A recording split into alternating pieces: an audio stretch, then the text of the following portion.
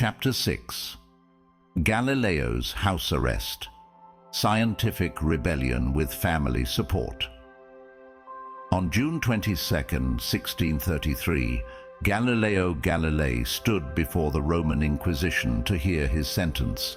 He was found vehemently suspected of heresy for advocating the heliocentric model, which posited that the Earth orbited the Sun. This was a direct contradiction to the Church's geocentric teachings, which placed the Earth at the center of the universe. As part of his sentence, Galileo was forced to abjure, curse, and detest his Copernican views. This public recantation was designed to humiliate him and serve as a warning to others who might challenge the Church's authority. The trial concluded with Galileo's formal imprisonment, which was later commuted to house arrest. He was to remain in this confinement for the rest of his life, forbidden from publishing any of his works, and closely monitored to ensure his compliance. Galileo spent his house arrest in his villa in Arcetri, near Florence. Although he was confined, he was not entirely isolated. His daughters, Maria Celeste and Livia, both nuns at the nearby convent of San Matteo, provided him with emotional and practical support.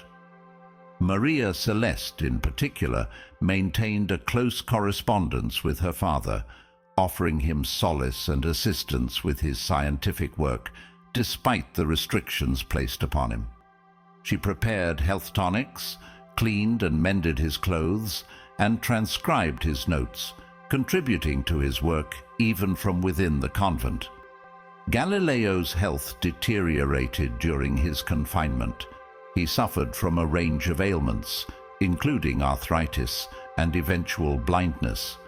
Despite these challenges, his intellectual curiosity and dedication to science remained undiminished.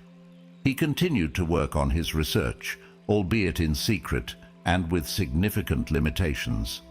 Despite the severe restrictions of his house arrest, Galileo managed to transform his confinement into a period of significant scientific productivity and influence.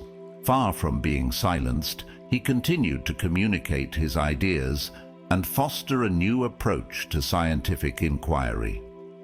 During his house arrest, Galileo managed to complete one of his most important works, Discourses and Mathematical Demonstrations relating to two new sciences. This book, published in 1638, focused on the principles of mechanics and motion, laying the groundwork for classical physics. It addressed two main topics: the strength of materials and the motion of objects, including the concept of inertia. His rigorous approach to empirical evidence and mathematical description became a cornerstone of the scientific method.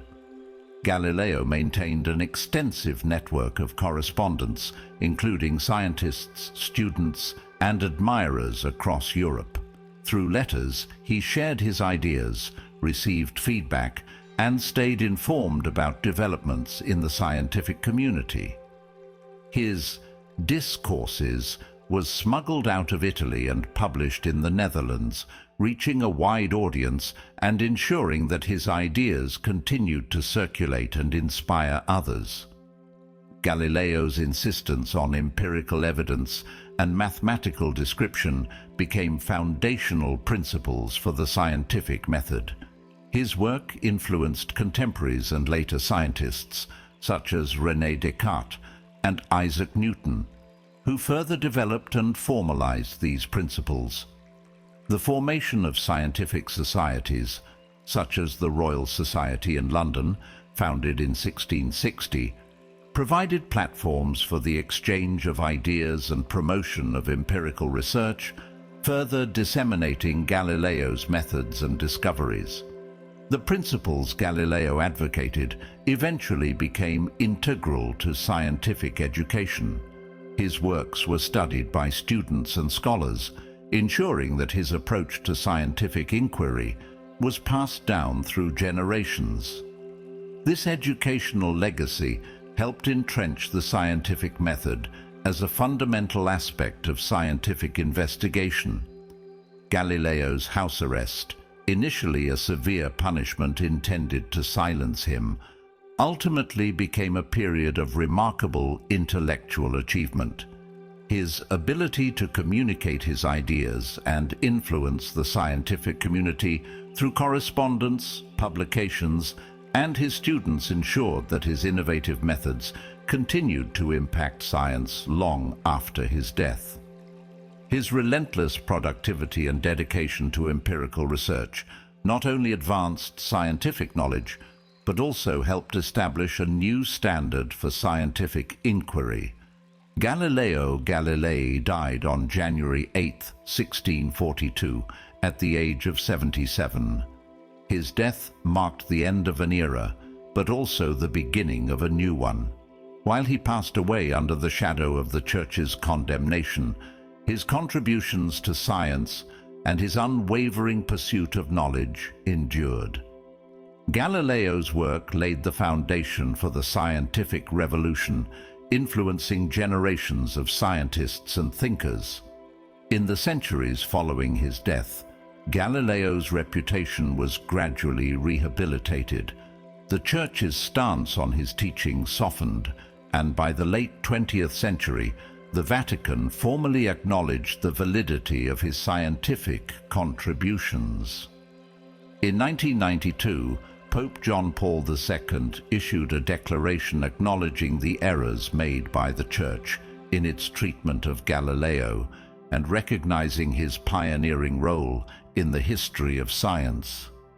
Galileo's life under house arrest was a period of both hardship and remarkable intellectual achievement.